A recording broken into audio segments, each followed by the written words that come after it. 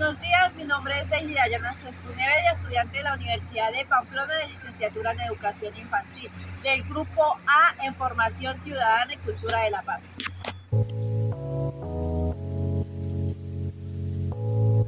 El conflicto es inherente a las relaciones humanas, es natural y necesario. Cuando nos relacionamos con otras personas hay desacuerdos, malentendidos, divergencias de opiniones y de necesidades.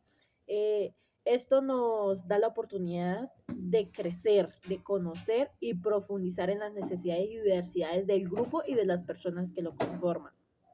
Uno de los objetivos sería, primero, conocer los elementos principales que conforman la teoría del conflicto.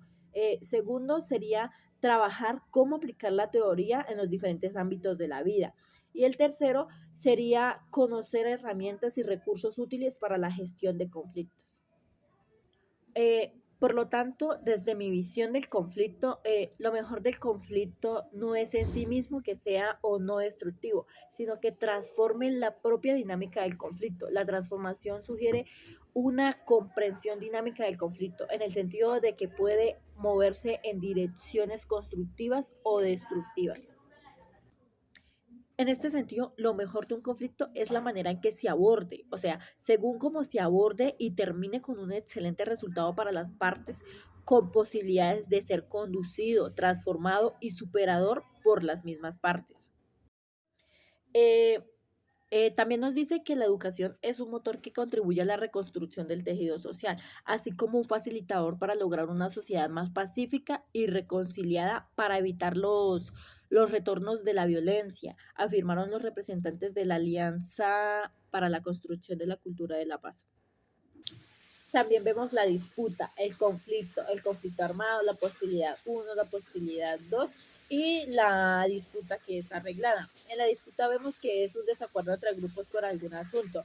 En el conflicto vemos la disputa considerada en el uso de la violencia como una estrategia de acción. En el conflicto armado se sabe que el conflicto se desarrolla violentamente. En la posibilidad uno, pues esta etapa es en la que las partes exploran posibilidades de negociar. Y en la posibilidad 2 es la etapa en que la lucha armada es menos importante que el acuerdo. Y la disputa arreglada es la disputa que deja de ser un asunto de confrontación. También nos dice que la paz que busca el gobierno es una victoria militar económica por las buenas o por las malas. Negociar una paz que se opone al fin de la guerra armada, pero que no tiene encuentro a las cuestiones estructurales. La victoria militar impone un modelo neoliberal que no evalúa las cuestiones sociales, económicas ni políticas. Eh, el actual sistema neoliberal es muy legítimo, por eso no se discute en la mesa de negociación. El vivir en paz es vivir sin insurgencia, es un marco al servicio de las grandes capitales nacionales y transnacionales. Por eso Colombia queda abierta al comercio y a la inversión internacional. En 1946, el Partido Conservador llegó al poder cuando Mariano Ospina ganó las elecciones. Al querer evitar la violencia, le repartió puestos a sus opositores, pero al no lograrlo en todas las regiones, las disputas aumentaron. Poco a poco los abusos de poder y la compra de armas por parte de los liberales empezaron a anticipar un enfrentamiento. La violencia estalló en 1948 con el asesinato de Gaitán. Sus seguidores provocaron disturbios en todo el país. En Bogotá desde emisoras vociferaban: "Vamos a hacer la revolución", pero no hubo revolución, solo violencia.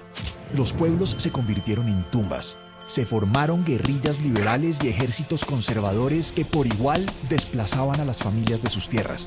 Los enfrentamientos habían acabado la vida de más de 300.000 personas cuando el general Rojas dio su golpe de estado en 1953. Rojas decretó una amnistía general y la mayoría entregó las armas. A medida que se convirtió en un líder carismático, empezó a distanciarse de los partidos tradicionales. Así que desde los periódicos, la oposición liberal y conservadora se hizo férrea. La solución de Rojas fue cerrarlos. Su medida no frenó las críticas. Las protestas, el bajo precio del café, la oposición de los partidos y los industriales llevaron a la dictadura a su final. Pero, ¿cómo gobernar el país sin enfrentarse por el control de la burocracia? El Frente Nacional fue la respuesta. Los partidos tradicionales se repartieron los puestos y alternaron la presidencia durante 16 años. Y aunque la violencia bipartidista disminuyó, no terminaron los conflictos.